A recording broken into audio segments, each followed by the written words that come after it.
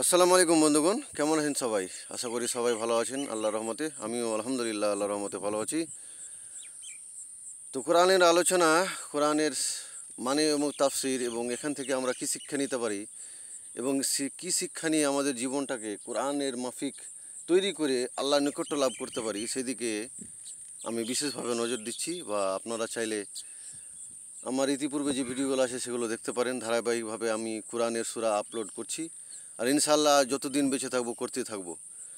তো আজকে আপনাদের সামনে পবিত্র আল কোরআনের সূরা আল ইনফিতার এর মানে সহ তাফসীর নিয়ে এবং এখান থেকে আমরা কী শিক্ষা নিতে পারি সে বিষয়ে নজর দেব। তো এই সূরার মানে হচ্ছে বিদীর্ণ করা বা চূর্ণ বিচ্ছিন্ন করা বা চূর্ণ বিচ্ছিন্ন করা বা ফানা করে দেওয়া, শেষ করে দেওয়া, কোনো জিনিসকে ভেঙে দেওয়া। আল্লাহ তাআলা ভেঙে দেওয়ার ব্যাপারে কী বলেছেন, বিদীর্ণ করার ব্যাপারে কী বলেছেন, চলেন দেখা যাক। আউযু বিল্লাহি মিনাশ শাইতানির রাজিম, বিসমিল্লাহির রহমানির রহিম। পরম করুণাময় অসীম দয়ালু আল্লাহর নামে শুরু করছি।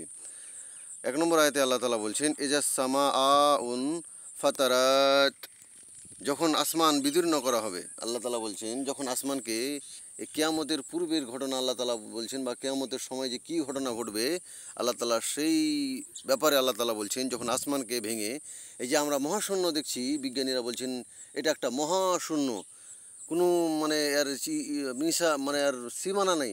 কিন্তু আল্লাহ তাআলা আমরা জানি যে একটা সীমানা আছে, যে একটা আসমান আছে, প্রথম আসমান আছে, আর প্রথম আসমানের নিচে সমস্ত গ্যালাক্সি, নক্ষত্র, গ্রহ সব কিছুই আছে। আর তারপরে দ্বিতীয় আসমান, তারপরে চতুর্থ, এরকম করে সপ্তম আসমান আল্লাহ তাআলা সৃষ্টি করেছেন। কিন্তু আল্লাহ তাআলা বলছেন এই আসমানকে বিদীর্ণ করা হবে, ভেঙে দেওয়া হবে। তাফসীর কি বলছেন, অর্থাৎ আল্লাহর আদেশ এবং তার ভয়ে আসমান ফেটে যাবে এবং ফেরেশতাগণ নিচে অবতরণ করবেন, এবং ফেরেশতারা কী করবেন, নিচে অবতরণ করবে, মানে মাটিতে নেমে আসবেন কিয়ামত বা হাসরের মাঠে বিচার আচার করার জন্য। আল্লাহ তাআলা সেই কিয়ামতের ভয়াবহতা সম্পর্কে এখানে বলছেন, যখন আসমানকে ভেঙে দেওয়া হবে বা আসমানকে খণ্ড বিখণ্ড করা হবে। তো এরপরে 2 নম্বর আয়াতে আল্লাহ তাআলা বলছেন, ওয়াইজাল কাওয়াকিবুন তাসারাত, আর যখন নক্ষত্রগুলো ঝরে পড়বে। এই যে দেখছেন নক্ষত্র, তারা আমরা দেখি আসমানে, রাত্রের আসমানে দেখি কত কোটি কোটি নক্ষত্র আছে, যে এক একটা গ্যালাক্সিতে কোটি কোটি নক্ষত্র আছে। তো এরকম কোটি কোটি গ্যালাক্সি আছে।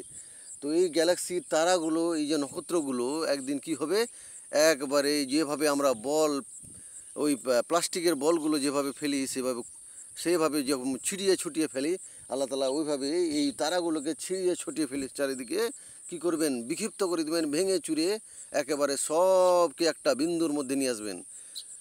যেভাবে একটা আমরা যে বিজ্ঞানীরা যে বিগ ব্যাং থিওরি দিয়েছিল, সেই রকম যে সব কিছুকে আল্লাহ একটা বিন্দুর মধ্যে নিয়ে আসবেন। যেভাবে একটা বিন্দু থেকে সব কিছু সৃষ্টি করা হয়েছে, সেইভাবে একটা বিন্দুর মধ্যে আল্লাহ তাআলা আবার ফিরিয়ে নিয়ে আসবেন সব কিছুকে।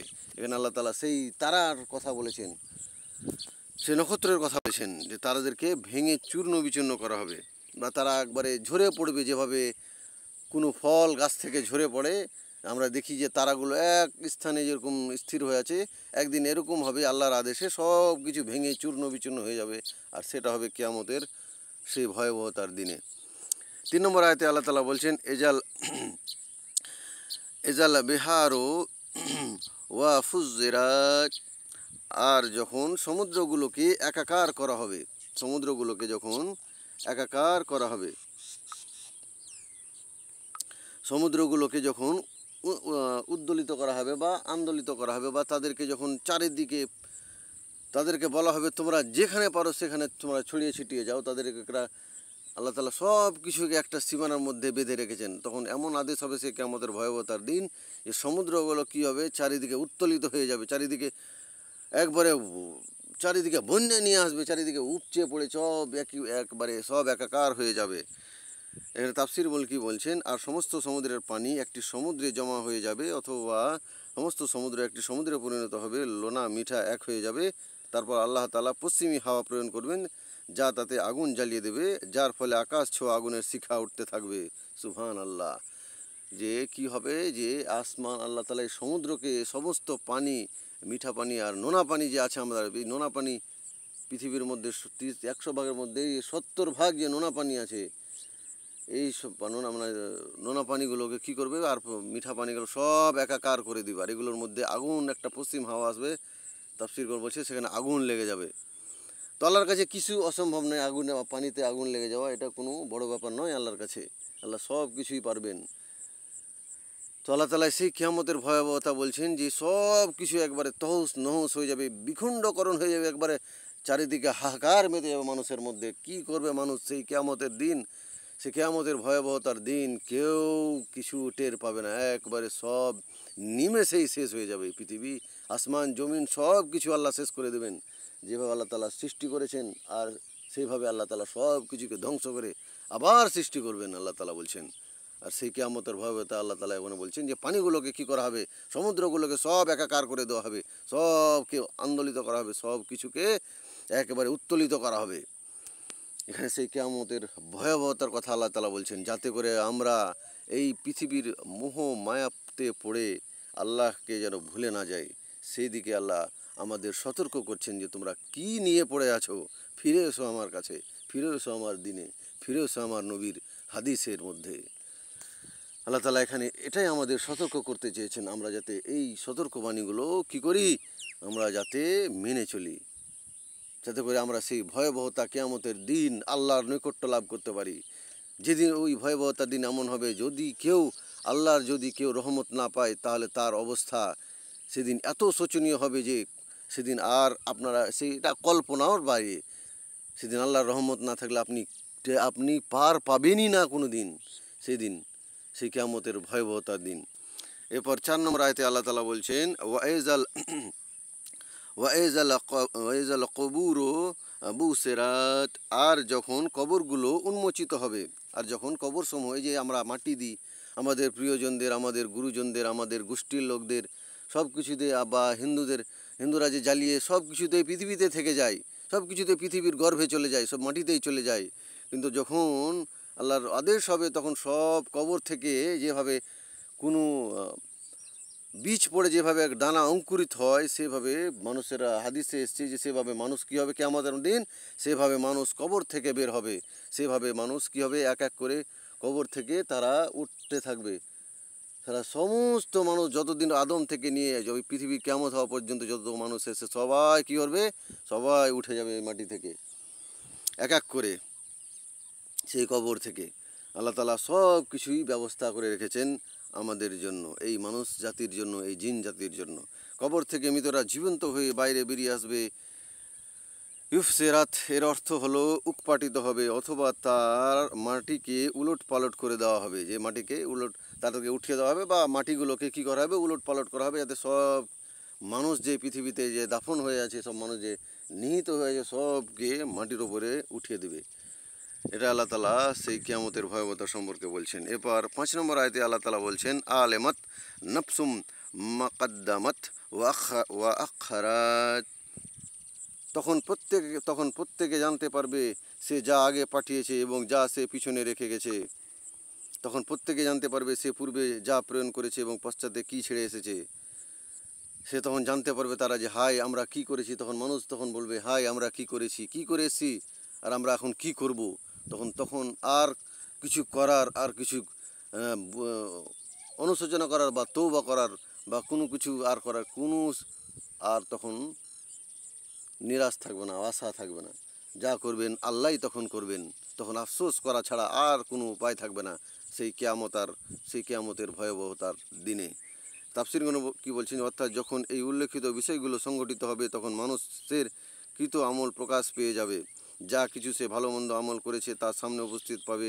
পশ্চাতে ছাড়া আমল বলতে উদ্দেশ্য হলো নিজের চাল চলন এবং আমলের ভালো অথবা মন্দ নমুনা আদর্শ, যা মানুষ দুনিয়ায় ছেড়ে যায় এবং লোকেরা সে আদর্শের ওপর আমল করে। এবার যদি তার আদর্শ ভালো হয় এবং তার মৃত্যুর পরেও লোকেরা তার আদর্শ অনুসারে আমল করে, তাহলে সেই সবও তার কাছে পৌঁছতে থাকে। আর যদি সে মন্দ আদর্শ ছেড়ে যায় এবং সেই আদর্শ অনুযায়ী লোকেরা আমল করে, তাহলে সেই পাপের ভাগী সেও হয়। সুবহানাল্লাহ। যদি আপনি এখানে কি বলছেন, যদি আপনি ভালো কাজ করে থাকেন তো অবশ্যই আপনার মৃত্যুর পরেও যে তিনটা আল্লাহ তাআলা বলছেন যে তিনটা মানুষের ভালো আমল বা কাজ মানুষের মৃত্যু পরেও তার কবরের মধ্যে পৌঁছতে থাকে। একটা ভালো আমল, ভালো কাজ, একটা ভালো সন্তান, আর নেক দান বা কোনো কিছু দান করা।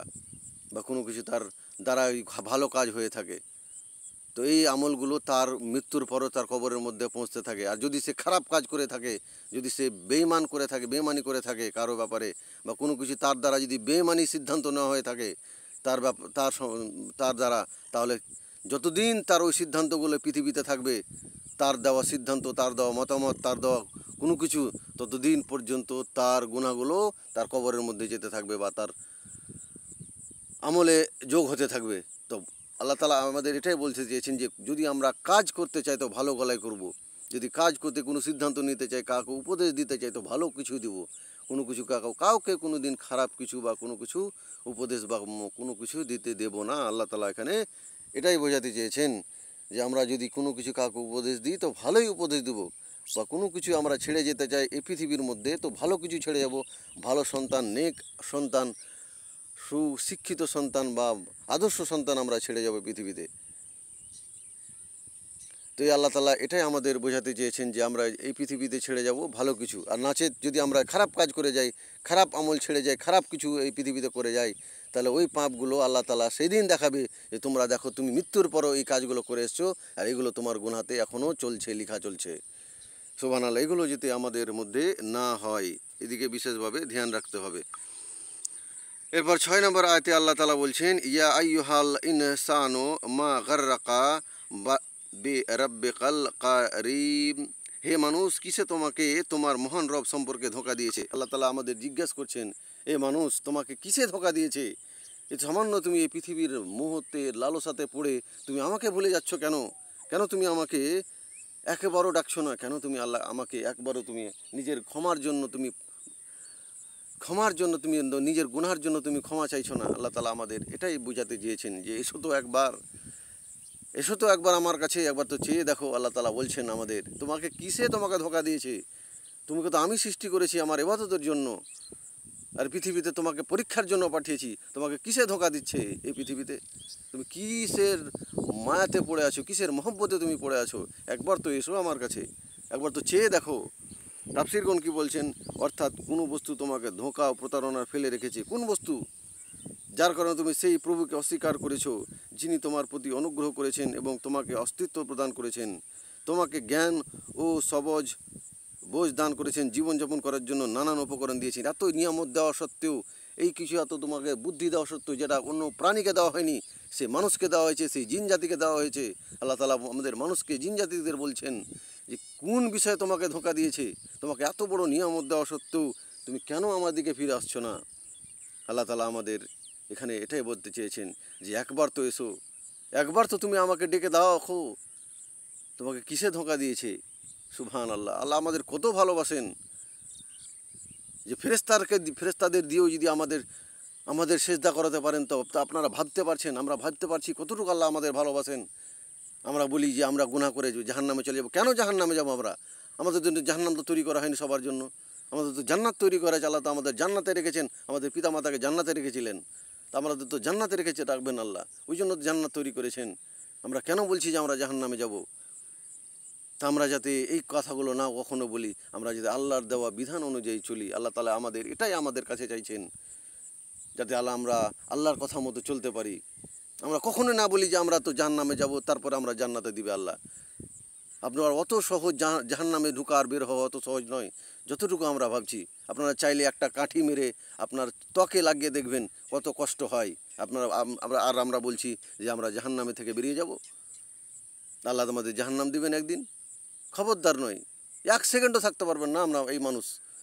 কত কষ্ট হবে সেদিন বুঝতে পারবেন, যারা জাহান্নামে সেদিন যাবে সেদিন বুঝতে পারবেন। যারা এগুলো বলছি বা আমরা যারা ভাবছি যে আমরা এগুলো আমল করবো, আল্লাহ তো একদিন জান্নাত দেবেন, এগুলো আমরা ভুল ভাবছি।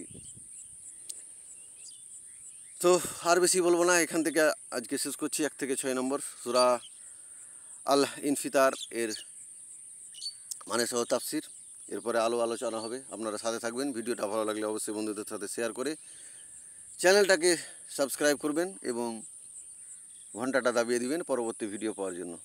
আসসালামু আলাইকুম, ভালো থাকেন সবাই, সুস্থ থাকেন সবাই।